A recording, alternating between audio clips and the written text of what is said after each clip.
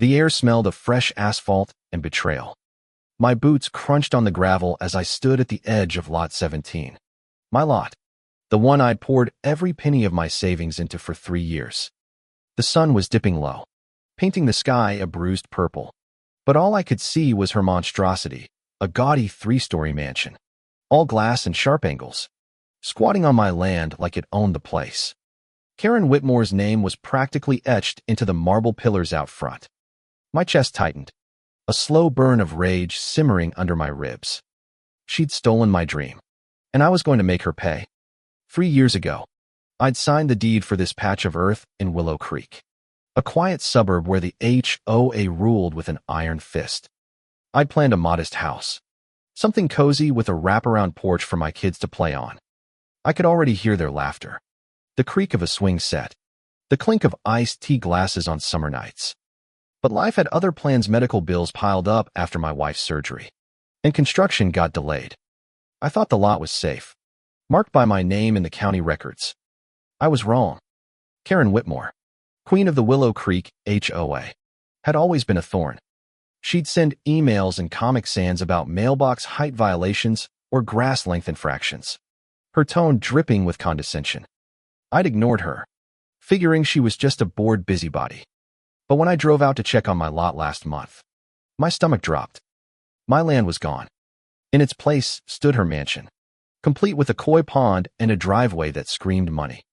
I could still hear the echo of my own gasp, the way my keys slipped from my fingers into the dirt. I stormed to her doorstep, the air thick with the scent of her overwatered roses. She answered in a silk robe, her blonde hair teased to perfection, a glass of Chardonnay in hand. "Oh, Jack, darling," she purred, her voice like nails on a chalkboard. "Is something wrong?" I could barely speak, my throat tight with fury. "You built your house on my lot," I said, each word a blade. She blinked, then laughed a sharp, tinkling sound that made my skin crawl. "Oh, honey, there must be some mistake. This is my land. I have the paperwork." She waved me off like I was a pesky fly, shutting the door in my face. I stood there, fists clenched, the hum of cicadas drowning out my racing thoughts. That was the moment I knew this wasn't a mistake. This was war. I spent the next week digging through records at the county office, the stale smell of old paper and coffee grounds clinging to my clothes. My lawyer, Mike, a grizzled guy with a penchant for cheap cigars, confirmed what I suspected. Karen had falsified documents. She'd bribed someone in the planning office to swap the lot numbers, claiming Lot 17 as hers. My lot. My dream. The betrayal cut deeper than I expected.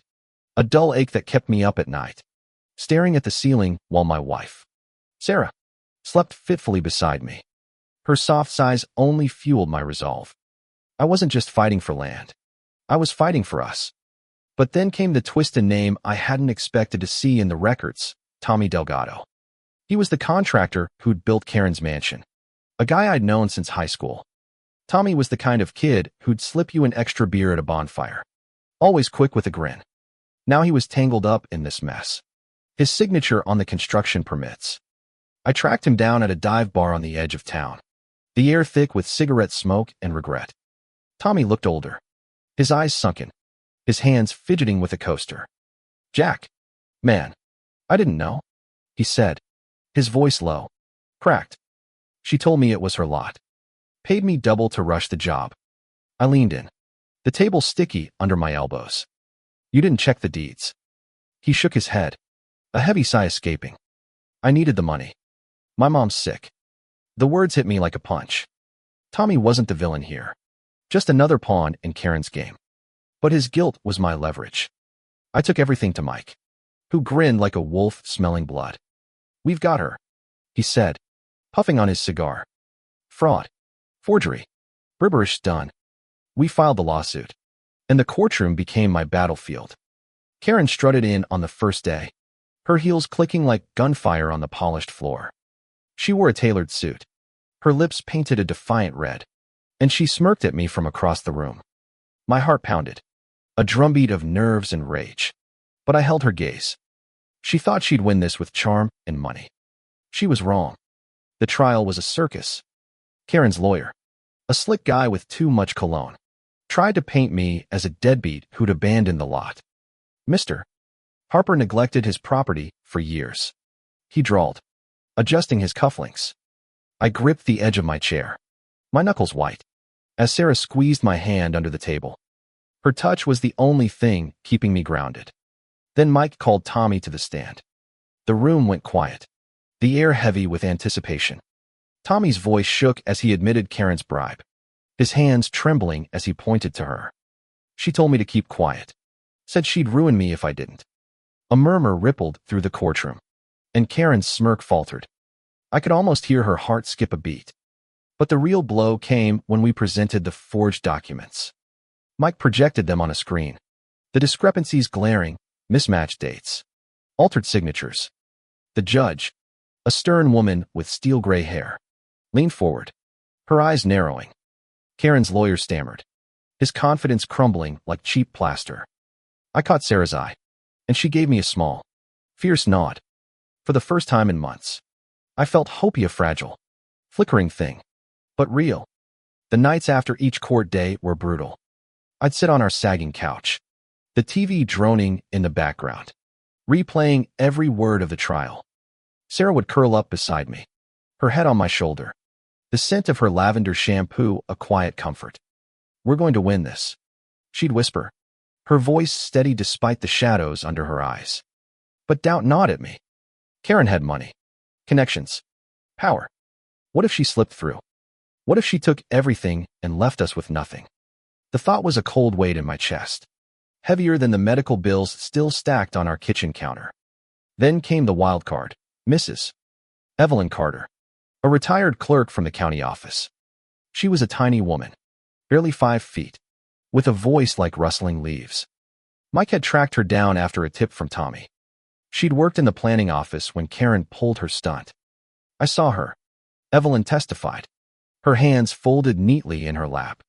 She came in with an envelope of cash, told my boss to fix the records. The courtroom buzzed, and Karen's face went pale, her lips parting in a silent gasp. I could smell her perfume from across the room, sharp and floral, like desperation. Evelyn's words were a blade, and they cut deep. The final day of the trial was electric. The air felt charged, like the moment before a storm. Mike's closing argument was a masterpiece, his voice rising and falling like a preacher's. Karen Whitmore didn't just steal a piece of land, he said, pointing at her. She stole a family's future. I felt Sarah's hand tighten in mine, her breath catching. The judge deliberated for 2 agonizing days, and I barely slept.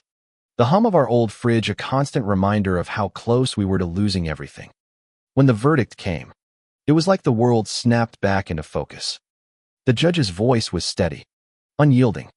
"Karen Whitmore, you are hereby ordered to pay restitution in the amount of $1. $2 million, including damages for fraud and emotional distress. Lot 17 is to be returned to Mr. Jack Harper immediately." The gavel struck, a sharp crack that echoed in my bones. Sarah let out a sob, her arms wrapping around me, and I felt tears sting my eyes. Karen sat frozen, her empire crumbling around her. For once, she had no words, no smirk, just the weight of her own defeat.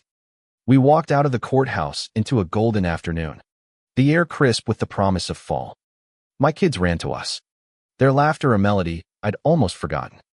I knelt down, pulling them close, the warmth of their small bodies grounding me.